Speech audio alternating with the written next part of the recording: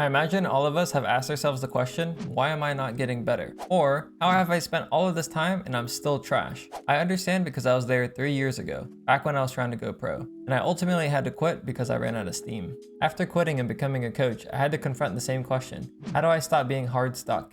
Now, I have experience coaching hundreds of players to improve, and I've learned how to identify and break through plateaus, and today I'll walk you through the 4-step process so you can do it for yourself.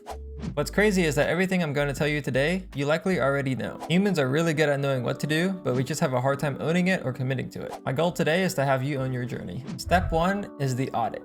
In this step, you kind of just need to lay out everything that you're doing and also check on your mindset. The first thing that you need to accept is that the game is the game. You can't change the game. You can only change what you do to influence the game.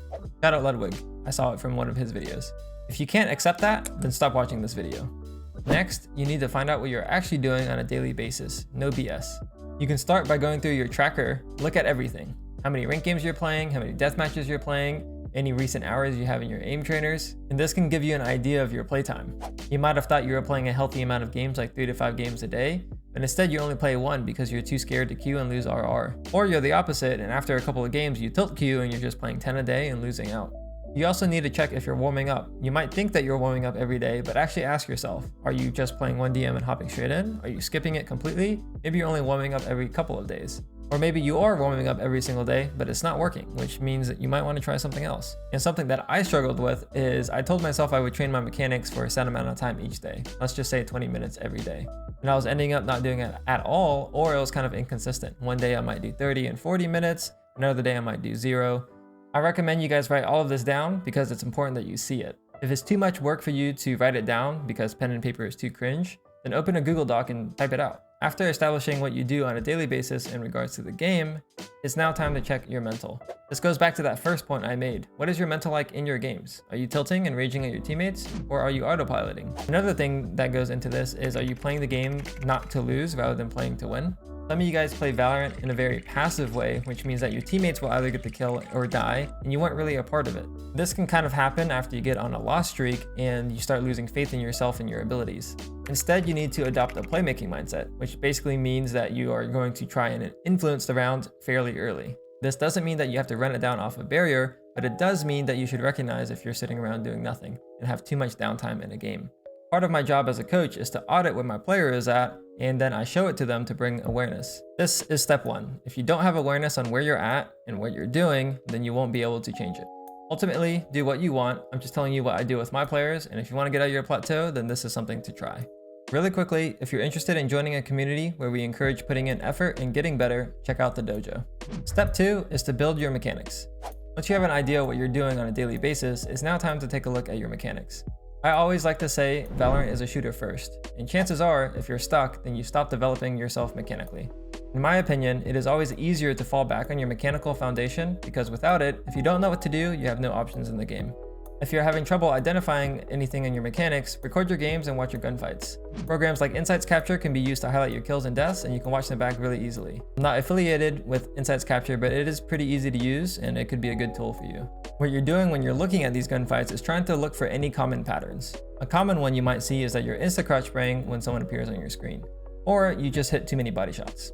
After you've kind of established some of these patterns, again, I recommend writing it down. It's important that you highlight one of them that you want to improve on, so you can actually direct your focus on it and train it. You can do this a ton of different ways, but the most important thing is that you're consistent. Mechanics builds up over time, so set aside time every single day to train them. If you miss one day, that's okay, but try not to miss more than 2. Step 3 is your playbooks / your prep. This is likely where most of you guys are lacking. If I asked you guys the question, do you know what you're actually practicing in your ranked games? You're probably going to say something along the lines of mechanics. But if I ask you guys, do you actually have a game plan on how you want to play when you load into a map? You probably don't have a good answer. Let's take that a little bit deeper. If I threw you into a ranked game right now, do you know who you're playing? Do you know where you want to play? Do you know if you want to play fast rotate or contest neutral space? Do you know how you want to do those things? If you said no to any of those questions, that is likely a sign that you need to have better prep. My suggestion to do this is to create a Google Doc with a Valor plan so you know what your basic game plan is on the map. I normally create my playbooks by looking at pro VODs, for example, Zekin play Raze on Bind, and then I'll try and copy his playbooks and test them out for myself. The important thing with doing this is that you just know what you're trying to practice when you're in the game. So next time I load up on Bind, I'm going to lock in Raze, and I'm trying to improve my A hold by playing kind of how Zekin did. Most of you guys probably just load up into bind and then you probably don't even know what agent you're playing. Or if you do, because you're at one trick, then you're at least one step in the right direction. But even with that, you might just load into the game and do random stuff and not actually know what to try, what to improve. And this is where that can help. Step 4 is prioritize. Bring it all together.